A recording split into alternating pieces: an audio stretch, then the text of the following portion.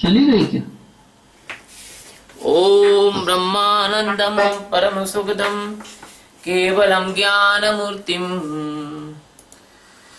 द्वंद्वातीतं त्रिगुणरहितं तस्मस्यादिलक्ष्यम् एकं नित्यं विमलमचलं सर्वधी साक्षिहुतं भावातीतं गगनसदृशं सद्गुरुं तं नमामि। ओम गुरु ब्रह्मा गुरु विष्णु गुरुदेवो महेश्वरः गुरु साक्षात् परब्रह्म तस्मै श्री गुरुवे नमः। ध्यानमूलं गुरुमूर्ति पूजामूलं गुरुपदं मंत्रमूलं गुरुर्वाक्यं मोक्षमूलं गुरुकृपा। सद्गुरु भगवान की जय। स्वामी जी महाराज की जय। शिवोहम। ये गीता के अध्याय 4 का 26वां श्लोक है। इस श्लोक में भगवान ने इंद्रिय संयम रूपी यज्ञ और विषय हवन रूपी यज्ञ का कथन किया है। श्रोतादीनि इंद्रियाव्यान्ये संयमाग्निषु जुह्वति शब्दादीनि विषयान्यः इंद्रियाग्निषु जुह्वति। श्रोतादीनि इंद्रियाणि अन्ये संयमाग्निषु जुह्वति शब्दादीन विषयान अन्ये इंद्रियाग्निषु नशु जुह्वति। श्रोतादीनि का मतलब होता है स्रोत आदि। इंद्रियाणि यानी समस्त इंद्रियों को संयम्य निशु यानी संयम रूप अग्नियों में जुह्वति यानी हवन किया करते हैं। अन्य यानी दूसरे योगी शब्दादीन यानी शब्दादि विषयान यानी समस्त विषयों को इंद्रियाग्निषु यानी इंद्रिय रूप अग्नियों में जुह्वति यानी हवन करते हैं। तो इसका शाब्दिक अर्थ है अन्य योगी जन श्रोत आदि समस्त विषयों को संयम रूप अग्नियों में हवन किया करते हैं और दूसरे योगी लोग शब्दादि समस्त विषयों को इंद्रिय रूप अग्नियों में हवन किया करते हैं। देखिए, ये जो सच्चिदानंद परमात्मा भगवान श्री हरि महाविष्णु जगत के पिता जगत गुरु ज्ञान का परम जो चरमोत स्थान है जिससे भगवान ज्ञान स्वरूप कहे जाते हैं और उनके रोम रोम में कोटि कोटि ब्रह्मांड आश्रय ले रहे हैं, वो अर्जुन से एक गूढ़ बात कहने जा रहे हैं।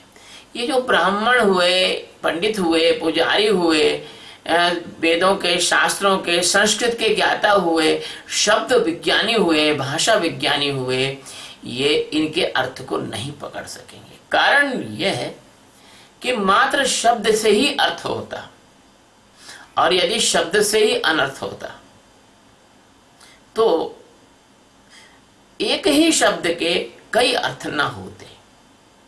और यदि किसी वचन को यदि समझना है तो कहने वाले की मन स्थिति में खड़ा होना होगा। और चूंकि कोई भी ये लोग ज्ञानी नहीं है, तत्ववेत्ता नहीं है, ब्रह्मवेत्ता नहीं है, इसलिए भगवान के इन गुण वचनों की ये व्याख्या करने के कोई अधिकारी भी नहीं।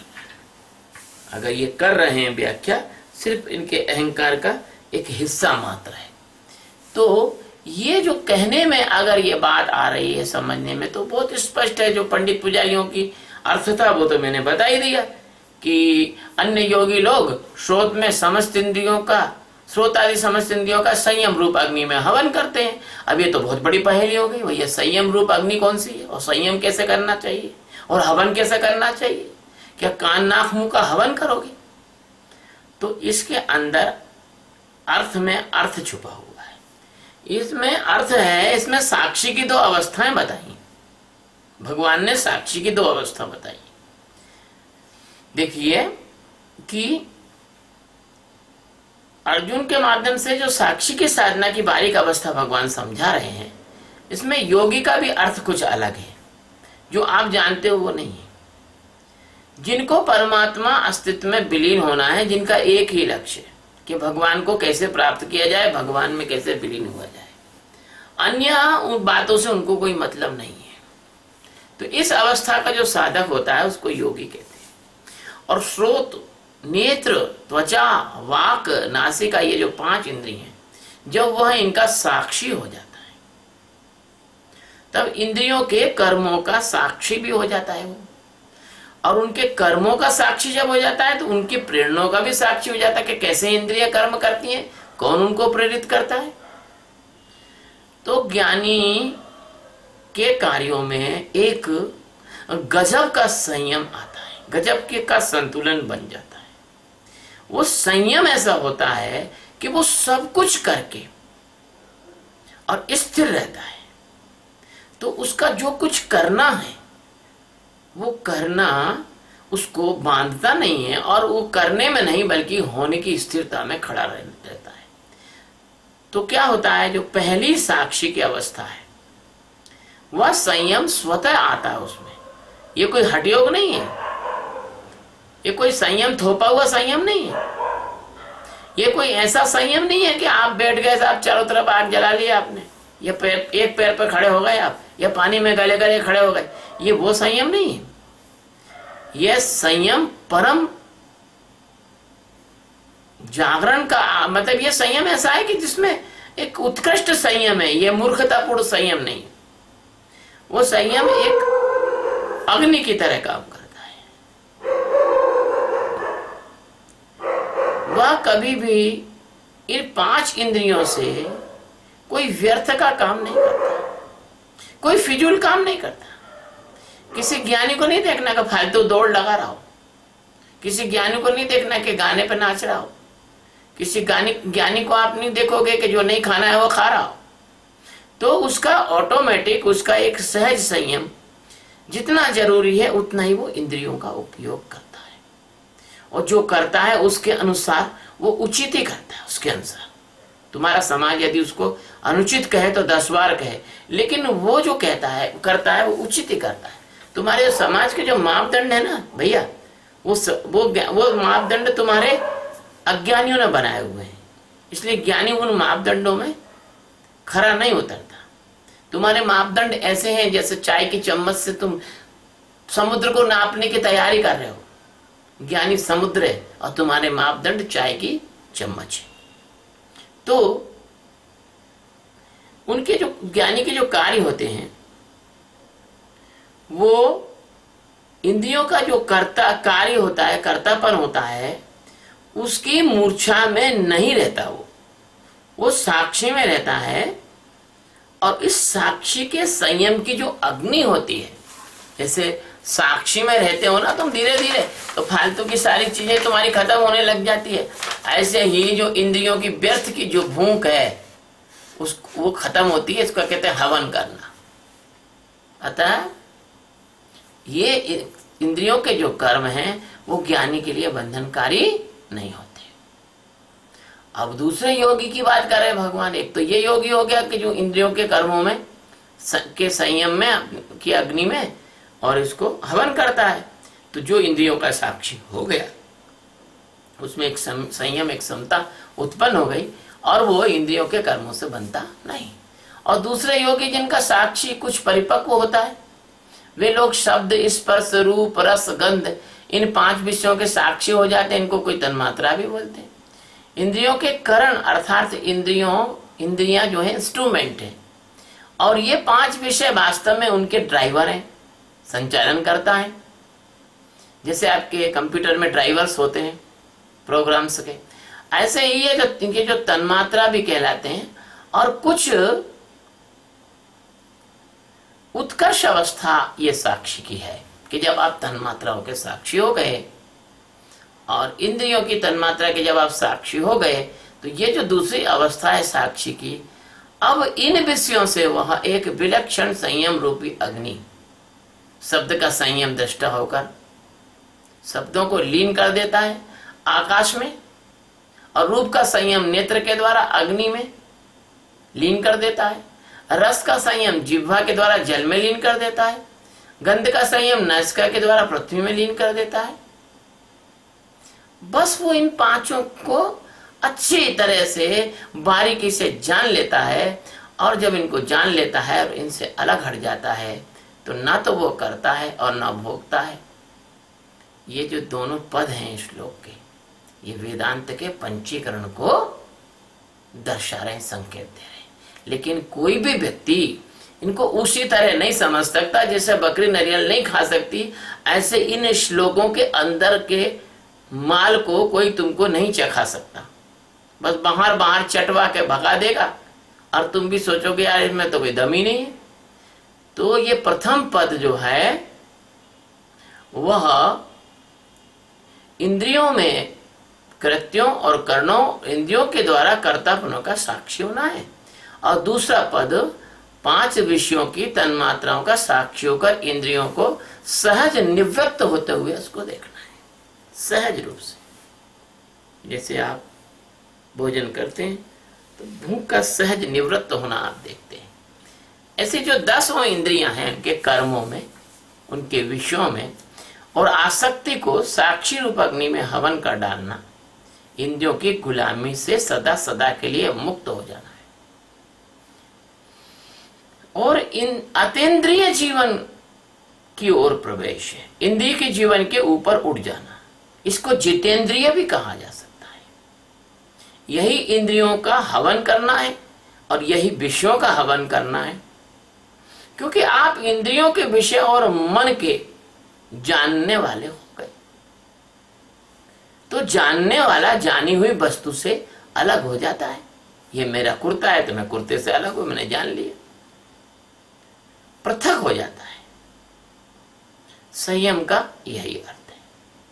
जो लोग हठपूर्वक इंद्रियों का दमन करते हैं वे लोग बीमार मानसिकता के लोग हैं, कुंठित मानसिकता के लोग हैं, साइकिक लोग हैं। कुछ लोगों को देखो जबरदस्ती जीभ काट लेते हैं।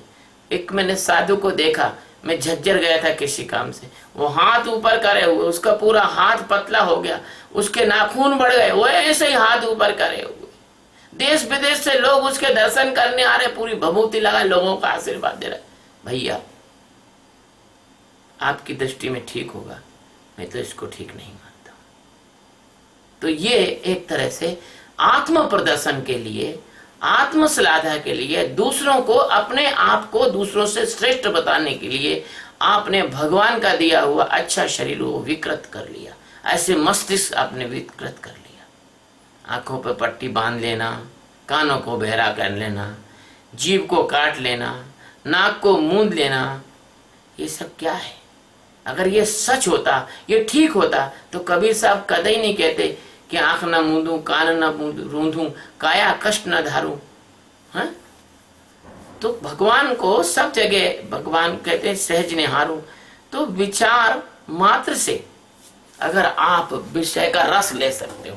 बाबा जी बैठे हैं आंख बंद करके, अब पता नहीं बाबा जी का चित्त कहाँ है, ध्यान कहाँ कर रहे हैं, क्या पता पैसे गिर रहे हैं ध्यान में, किसी स्त्री के विषय में सोच रहे हैं, कि क्या पता आंख बंद करके कहीं अपने बचपन की कोई बात सोच रहे हैं, कि आंख बंद करके जो है कहीं किसी शत्रु का के द्वारा किया हुआ मान अपमान के बारे में सोच रहे हैं। और लोग अरे भैया बहुत बड़े बाबा जी हैं, आंख ही नहीं खोलते। लो आंख तो बंद कर लोगे, लेकिन मनी राम को किधर ले जाओगे? जो मन भटक रहा है उसको कहाँ ले जाओगे? और सुनो, कान बंद कर लिए लेकिन अंदर कोई पुराना सुना हुआ संगीत गुंज रहा है, उसका क्या करोगे? हमने अच्छे अच्छे बूढ़े बूढ़े लोगों को और सुबह जल्दी नहाते हुए कपड़े धोते हुए देखा है। क्यों? कि दिन भर तो ब्रह्मचारी रहे, रात के नींद में जो है कोई भी स्त्री, स्मृति की स्त्री आई और उसने जो है महाराज जी का काम का वाड़ा कर दिया। इस प्रकार से आप लोग जिस बाहर की जो संयम की बात कर रहे हो, बाहर से जो संयम कर रहे हो, ये आपका संयम किसी काम में आने वाला नहीं है।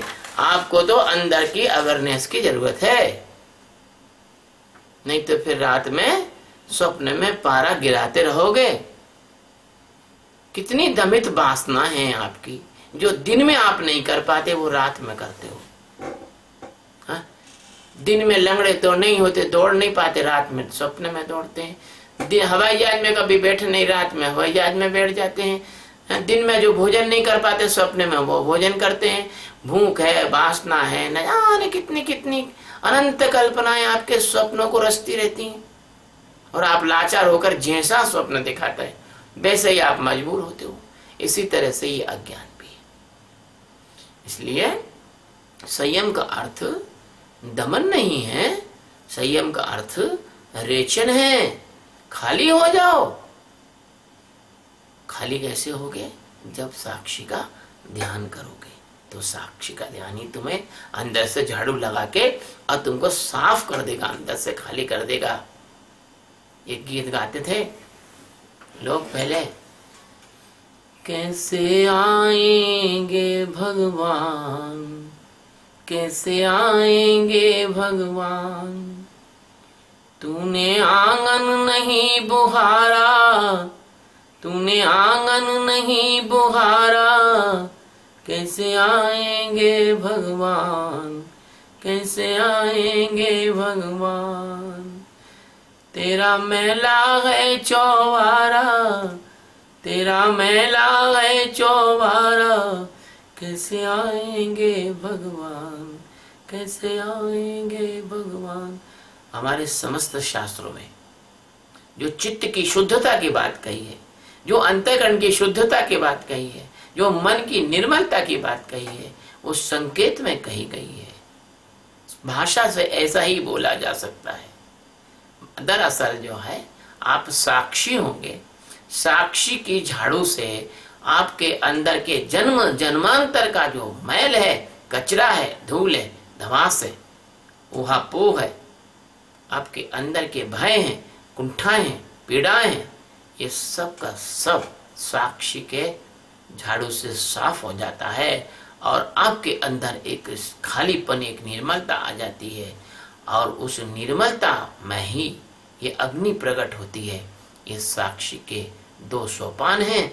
असंयम का अर्थ है साक्षी के द्वारा उत्पन्न समता। आओ अपन सब साक्षी के ध्यान के द्वारा इस समता को प्राप्त करें, और भगवान श्री कृष्ण के इन वचनों को सही रूप में सार्थक करें। शिव।